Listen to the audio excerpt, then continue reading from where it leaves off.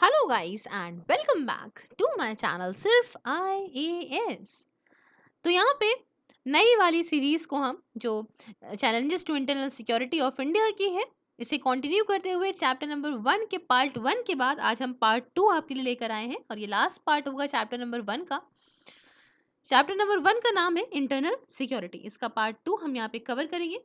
तो आइए शुरू करने से पहले चैनल को सब्सक्राइब कर लीजिएगा, बेल आइकन को भी प्रेस करिए ताकि आपको रेगुलर अपडेट्स मिलती रहें। तो चलिए शुरुआत करते हैं। ये जो नई वाली ये जो इंटरनल सिक्योरिटी की किताब है, ये जो बुक है, इसमें एक्सटर्नल सिक्योरिटी ऑफ इंडिया के मेजर इश्यूज को भी दिया गया है जो कि हमें पुराने वाले एडिशन में देखने को नहीं मिलता है। तो आइए हम अच्छे से यहाँ पे अब जानेंगे कि जो बुक तो है वो इंटरनल सिक्योरिटी की है, बट यहाँ पे एक्सटर्नल सिक्योरिटी हमारे लिए क्यों इतनी इंपॉर्टेंट बन जाती है। तो आप देख रहे हैं जैसे जैसे वक्त बढ़ रहा है वैसे वैसे इश्यूज भी बढ़ रहे हैं, क्राइम टेररिज्म बढ़ रहा है। और बढ़ कैसे रहा है आप देख रहे हो, रोहिंग्या इशू कितना बड़ा मेजर इशू हो गया।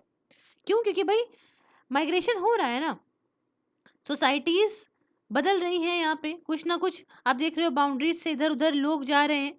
तो ये सारी जो प्रॉब्लम्स है ना, इन सारी वजह से भी आप कह सकते हो कि इंटरनल और एक्सटर्नल सिक्योरिटी आपस में कहीं ना कहीं जो है वो मैच खा रही हैं, कहीं ना कहीं इतनी मिक्स हो रही है कि ब्लर विजन दे रही हैं हम लोगों को।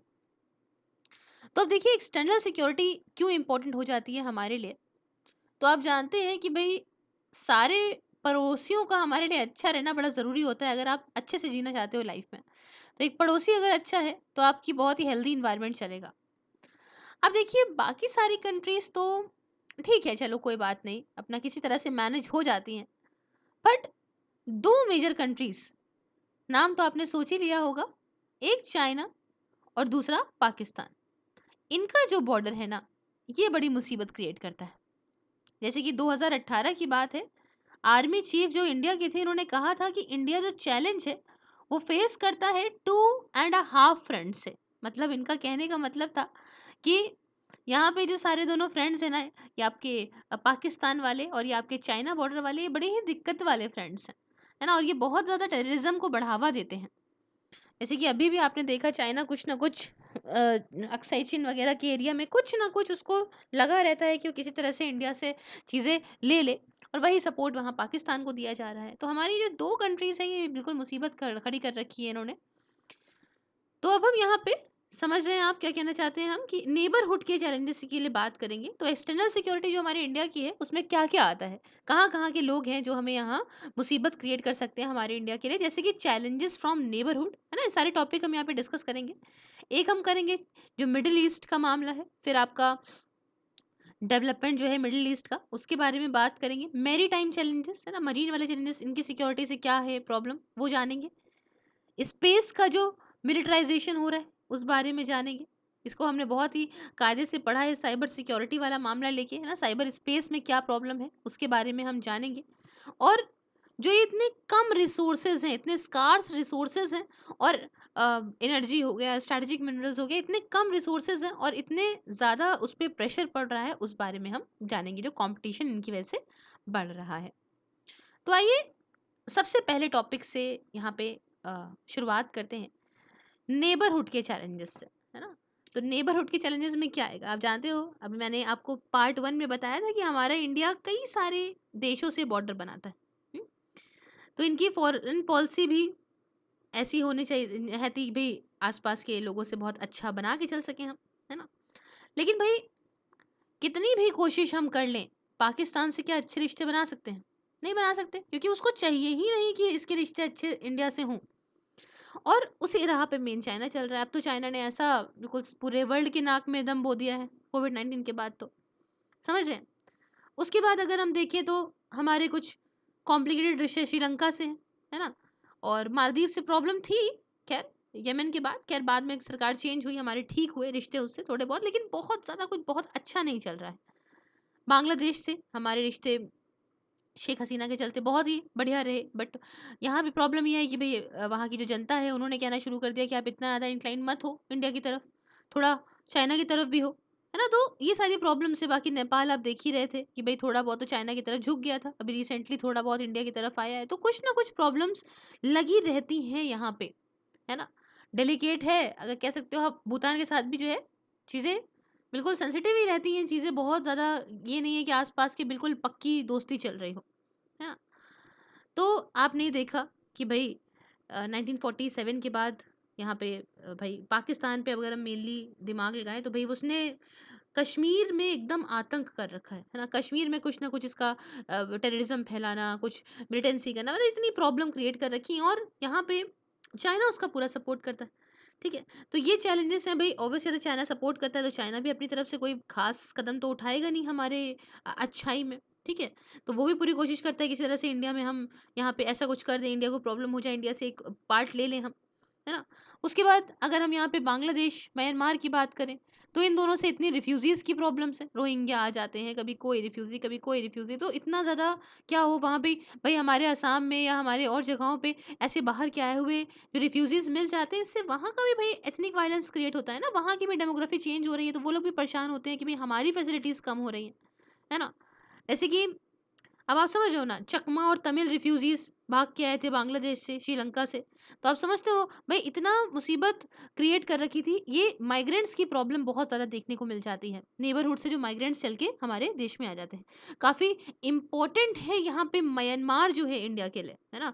चाइनीज़ को एनकाउंटर करने के लिए साउथ ईस्ट एशिया में, कि अपना खुद का यहाँ पे इकोनॉमिक ज़ोन बना के। तो भई हमारे लिए तो ये ज़्यादा इम्पोर्टेंट बन ही जाता है। अब इंडिया नेपाल अगर हम देख लें, ठीक है, इंडिया नेपाल अगर हम देख लें तो रिश्ता तो बहुत अच्छा है, हमने फ्रेंडशिप ट्रीटी भी पहले साइन करी है, लेकिन चूंकि आजकल नेपाल थोड़ा सा झुक गया है चाइना की तरफ, है ना? तो ये प्रॉब्लम्स यहाँ पे देखने को मिलती है। और अभी तो कोहली जी ने तो ये भी कह दिया कि राम जी नेपाली थे मतलब एक मजाक कर रही हूँ। तो भाई इससे पता चलता है कि हाँ, लेकिन हाँ उसके बाद कई सारे ऐसी मीट्स हुई हैं जिससे ये हुआ है कि भाई नहीं नहीं, नेपाल से अच्छे रिश्ते हैं हमारे, कोई दिक्कत नहीं है। फिर इंडिया और मालदीव्स के बायलैटरल रिलेशन है ना? ये फ्रेंडली रहे, अच्छे रहे, और कुछ वक़्त प्रॉब्लम आई थी बट सरकार बदलने के बाद वहाँ पे ठीक रही। बट अब वही वाली बात करूँ तो भई कब क्या बिगड़ जाए कुछ यहाँ पता नहीं होता है ना?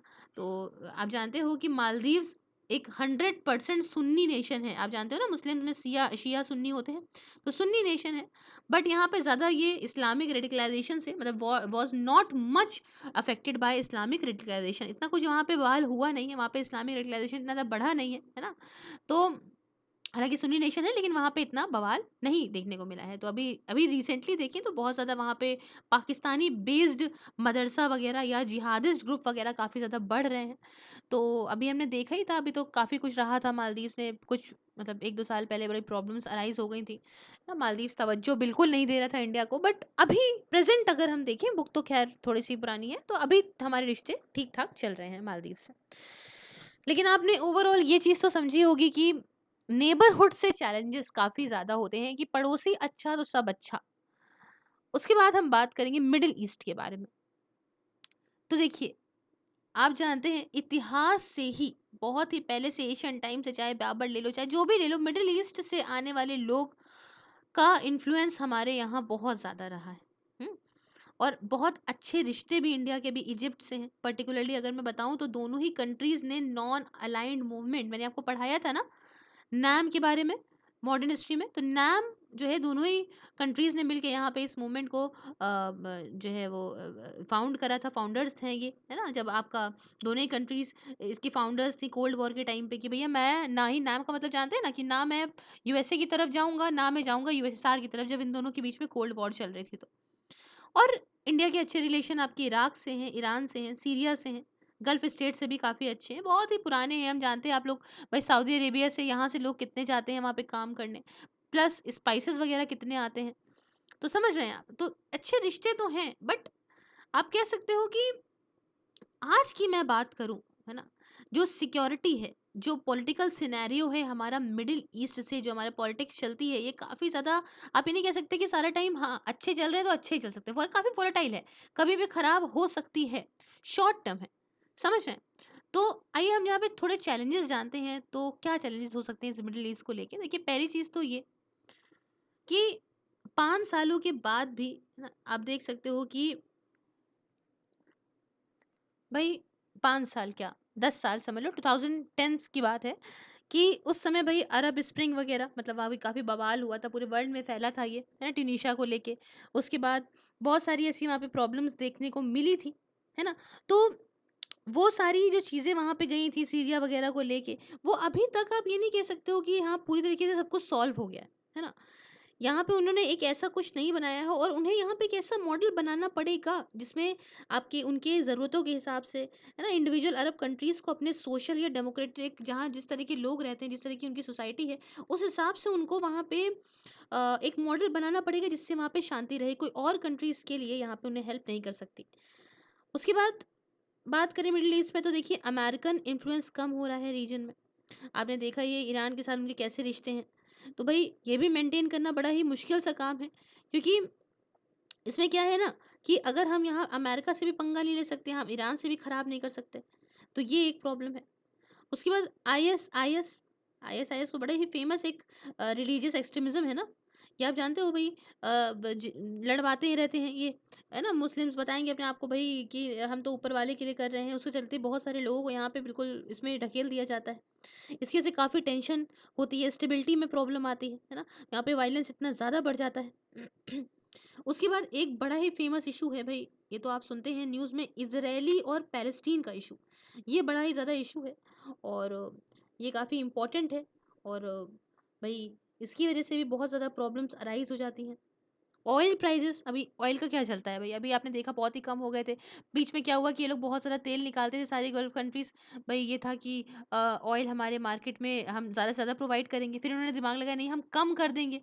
ऑयल को निकालना भई इससे तो हमारे अ, जो रिसोर्सेज़ हैं वो भी डिप्लीट हो रहे हैं, मार्केट में रेट भी कम है तो हम कम निकालेंगे तो महँगा बेचेंगे। फिर बहुत सारी चीज़ें होती हैं भई देखिए यहाँ पे सऊदी अरेबिया के साथ जो पार्टनरशिप है वो सारी काफ़ी अफ़ेक्ट है। तो इसका भी काफ़ी ज़्यादा जो एंट्री है ना पोस्ट सैंक्शंस ईरान के ऊपर लगाए गए, आप यूएसए देखते हैं कितना कुछ करा ही करता है, ठीक है? तो इन सब के चलते भी बहुत ज़्यादा प्रॉब्लम है। एक लो ऑयल प्राइस भी अफ़ेक्ट करता है कि भई देखिए अब हम नॉन हाइड्रोकार्बन एनर्जी की तरफ बढ़ें, जैसे कि सोलर एनर्जी की तरफ बढ़ें, तो ये सब चैलेंज हैं ही और बहुत ये भी है कि भई आने वाले समय में ये जो कंट्रीज़ हैं जो ऑयल दे रही हैं ना बच्चों, इनको बहुत ही ज़्यादा प्रॉब्लम का सामना करना पड़ जाएगा। द रीज़न बीइंग इतना ऑयल पे डिपेंडेंसी जो है लोगों की अब वो उसे कम कर रहे हैं। They are moving towards the resources which does not pollute the environment. Renewable resources की तरफ वो चल रहे हैं, सोलर एनर्जी की तरफ वो चल रहे हैं। तो ये हो गए मिडल ईस्ट के चैलेंजेस। फिर बात आती है मैरीटाइम सिक्योरिटी चैलेंजेस, ठीक है? मरीन की बात करें, इंडिया जानते हैं हर तरफ से पानी पानी तो है ना इंडिया में हमारे। तो ये प्रॉब्लम बहुत पहले से ही आप जानते हैं कि भाई आए थे बाहर से पोर्टुगीज़ और सबसे पहले उन्होंने उठा के जो है वो हमारे मरीन ही जो है बॉर्डर का फ़ायदा उठाया था और हमारे यहाँ एंट्री करी थी। हुँ? इतनी सारी हमारी भई हमारी आयरन टेरिटरीज़ हैं, हमारी स्टेट्स हैं इतनी सारी। तो भई यहाँ पे मैरीटाइम सिक्योरिटी तो बहुत ज़रूरी है। पानी के रास्ते से कोई चल के ना आ जाए और हमें बर्बाद कर दे। समझ रहे हो आप? तो ये एक मेजर चैलेंज है इंडिया के सामने और अगर हमें बात करें सिर्फ हम जो हमारा फोकस अटलांटिक पैसिफिक दोनों पे होना चाहिए, है ना? इंडो पैसिफिक तो है ही है यहाँ पे, अटलांटिक पैसिफिक मतलब हर तरफ से हमें लेके चलना चाहिए। इंडियन ओशन की इम्पोर्टेंस बहुत ज़्यादा है। आप देखते हैं कि यहाँ पे क्या हो रहा है, भई चाइना इंडियन ओशन में अपना दबदबा बना रहा था ना, तो हमारे को प्रॉब्लम्स होने लग गई थी। क्यों? क्योंकि हमारे बहुत डिपेंडेंसी है इंडियन ओशन पे, इवन इंडियन ओशन का नाम भी इंडिया के ऊपर क्यों है? तो समझ रहे हो आप? काफ़ी ज़्यादा इम्पोर्टेंस रखता है इंडियन ओशन। और रिसेंटली अब देखो कितना जो है वो हुआ ही था भाई, मुंबई में भी अटैक्स हुए ही थे। तो इंडियन ओशन हमारे लिए इम्पोर्टेंट इसलिए भी है क्योंकि हम रीजनल हो चाहे ग्लोबल ट्रेड हो उसके थ्रू करते हैं, चाहे गुड्स हो, आइडियाज़ हो, पीपल हो, रिसोर्सेज जितना भी इधर उधर करते हैं, तो इसलिए हमारी मैरीटाइम सिक्योरिटी बहुत ज़्यादा ज़रूरी हो जाती है। अब इन्वायरमेंट जो है डिग्रेड कर रहा है, रिसोर्स भी खत्म हो रहे हैं क्लाइमेट चेंज की वजह से, नेचुरल डिजास्टर की वजह से, या स्टेट्स या फेलिंग इंस्ट्रूमेंट जो काम हमारे नहीं हो रहे हैं, तो ये सारे सारे चैलेंजेस हैं जो भाई ऐसे मैरीटाइम सिक्योरिटी को हमें अफेक्ट करते हैं, हमारी इतनी मजबूत नहीं बनाने देते। समझ रहे हैं? अब एनर्जी डेफिशिएंट जैसे कि चाइना हो गया, इंडिया हो गया, ये सब डेवलप हो रहे हैं। कहने को चाइना डेवलप हो रहा है बट चाइना तो खैर डेवलप्ड ही है एक तरह से, बस वो सारे फ़ायदे उठाने के लिए अपने आप को डेवलपिंग नेशन में रखा है और यही बोल रखा है यूएसए ने भी कि ऐसे कैसे आप कर रहे हो भई, आप तो सिर्फ़ फ़ायदा उठाने के लिए, डेवलपिंग नेशन को बहुत फ़ायदे मिलते हैं ना। तो यहाँ पे सीज़ पे इन लोगों के ऐसे नेशंस की डिपेंडेंस बहुत होती है एनर्जी पाने के लिए, है ना? अपनी इकोनॉमी को और बढ़ाने के लिए। अभी आपने देखा था कि जो है साउथ चाइना सी में कितना कुछ निकला था। क्या निकला था बताइए ज़रा, जो इतना कौन-सा ऐसा मटेरियल अगर आपको पता है तो कमेंट बॉक्स में बताइए मुझे, कि जिससे वो बहुत ज़्यादा ही कुछ अ फ़ायदे में आ जाएँगे। तो इससे क्या पता चलता है आपको कि भई मैरीटाइम सिक्योरिटी बहुत बड़ा चैलेंज है और बहुत ज़रूरी भी है हमें सिक्योर करके रखना है अगर अपने बॉर्डर्स के तो। उसके बाद बात करते हैं मिलिटराइजेशन ऑफ स्पेस। तो देखिए ये बड़ी एक इंटरेस्टिंग चीज़ है, ये आपको हम समझाएँगे क्या होता है। तो देखिए कोल्ड वॉर के टाइम की बात है। स्पेस काफ़ी इम्पोर्टेंट था लड़ाई वगैरह लड़ने के लिए, ठीक है? और उस समय क्या था भई, देखिए यहाँ पे हम देखते हैं कि भई ज़मीन पे लड़ाई होती है ना? ज़मीन पे लड़ाई होती है। तो देखिए ग्राउंड पे लड़ते ही थे, और ये स्पेस वाला समझ लो आप कॉम्प्लीमेंट्री मिला था उस टाइम पे, कोल्ड वॉर जब चल रहा था उस टाइम पे। तो अब देखिए धीमे-धीमे चीज़ें और बदलती गईं, बढ़ती गईं, और अचानक से क्या हुआ कि भई उस वक़्त तो ये चल रहा था कि हमें स्पेस का वेपनाइज़ेशन नहीं करना है, ठीक है? स्पेस में हमको कोई ऐसा काम नहीं करना है कि स्पेस में कोई प्रॉब्लम आए या स्पेस में हम वेपन वग़ैरह करें, प्रॉब्लम करें। अब क्या हुआ है वक़्त के साथ-साथ, भई चीज़ें बदल रही हैं। अब क्या हो रहा है कि भई देखिए सैटेलाइट वग़ैरह से हम सब कुछ मैनेज करते हैं, हर एक कंट्री मैनेज करती है, तो अब क्या हो रहा है कि भई सैटेलाइट को डिस्ट्रॉय करना, है ना? तो ये सारी चीज़ें हैं कि भई डेटा यहाँ पे बर्बाद हो जाए इस कंपनी का, सैटेलाइट से काफ़ी चीज़ें मैनेज होती हैं। तो अब इस तरफ चीज़ें बढ़ रही हैं, है ना? अब स्पेस को वेपनाइज़ करा जा रहा है, टारगेट ये है कि स्पेस वेपन का टारगेट है, ताकि इम्पैक्ट डाल सकें, कंट्रीज़ को बर्बाद कर सकें, सैटेलाइट्स के थ्रू उनको घातक पहुँचा सकें, तो उनका प्रोटेक्शन काफ़ी ज़्यादा ज़रूरी है सैटेलाइट्स वगैरह का। समझ रहे हो? आप तो देखिए इंडिया का जो स्पेस प्रोग्राम है ना, वो भी काफ़ी आप कह सकते हो उसकी भी काफ़ी सिविल रूट्स हैं, काफ़ी मज़बूती है, अगर आप देखो हमारी जनता से देखो तो। ये शुरू हुआ था, डेवलपमेंट हुआ इसका धीमे-धीमे, इम्प्रूव करने, मतलब इसका फ़ोकस था इम्प्रूव करना कि हम किस तरीके से हमारे देश के नागरिकों की, हमारी जो जनता है, हमारे जो सिविलियंस हैं, उनकी कैसे लाइफ़ और अच्छी कर सकते हैं। और अभी अगर हम देखें तो यहाँ पे स्पेस की तरफ हम काफ़ी जो है वो टिल्ट हुए हैं, काफ़ी हमें कोशिश करी है हम स्पेस एफर्ट्स अपने और बढ़ाएँ, है ना? कंपनी ने काफ़ी मतलब सॉरी कंट्री ने काफ़ी अच्छी-अच्छी चीज़ें अडॉप्ट करी हैं कि हम किस तरीके से और अच्छे तरीके से सिम्प्लिफाइड तरीके से हम अपने यहाँ बनाई हुई, मतलब इंडिजीनियस बैलिस्टिक मिसाइल बनाएँ। मतलब आप समझ रहे हो कि मतलब हमारा जो डिफेंस सिस्टम है, मतलब हमारा जो डिफेंस सिस्टम है हम उसको मज़बूत बनाएँ। हम अपने यहाँ से सैटेलाइट बनाएँ, अपने यहाँ की चीज़ें रखें। बिकॉज़ देखिए होता क्या है ना, अगर हम किसी और कंट्री से कोई चीज़ परचेज़ करते हैं, तो उनको उसके लूपहोल्स पता हैं, और उसके बाद अगर हम उसको एज़ एन सैटेलाइट यूज़ करते हैं स्पेस में, तो भई इनके पास एक चांस है कि उसे वो डिस्ट्रॉय कर सकते हैं। बट अगर हम अपनी कंट्री में चीज़ें बनाएँगे, तो at least best to best बनाएँगे। और दूसरी चीज़ कि भई स्पेस में उसका काफ़ी ज़्यादा रोल रहेगा, जिसकी बहुत सारे लूपहोल्स नहीं पता होंगे बाहरी कंट्रीज़ को। तो ये काफ़ी कुछ चीज़ें हैं।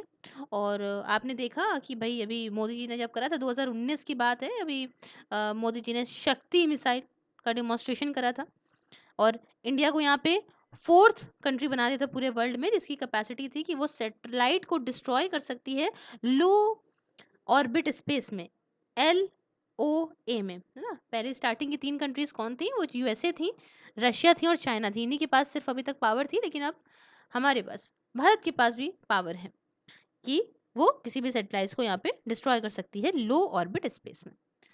तो इतना समझ में आया आपको मिलिटराइजेशन ऑफ स्पेस क्या होता है। उसके बाद आगे बढ़ेंगे तो साइबर सिक्योरिटी, देखिए हम पूरा पूरा एक चैप्टर कायदे से पढ़ेंगे, चैप्टर नंबर 9 है, उसमें हम अच्छे से पढ़ेंगे, ये काफ़ी इंपॉर्टेंट चैप्टर है, ये काफ़ी इंपॉर्टेंट टॉपिक भी बन जाता है, तो it is very much compulsory for us to totally concentrate on this topic, so we will study this in chapter number 9। Now come to the last chapter of the last topic of this chapter, that is intensification of competition of scarce resources. ठीक है, just spelling ये scars की नहीं है, spelling थोड़ा सा गड़बड़ है, CE है, ठीक है, SCARCE।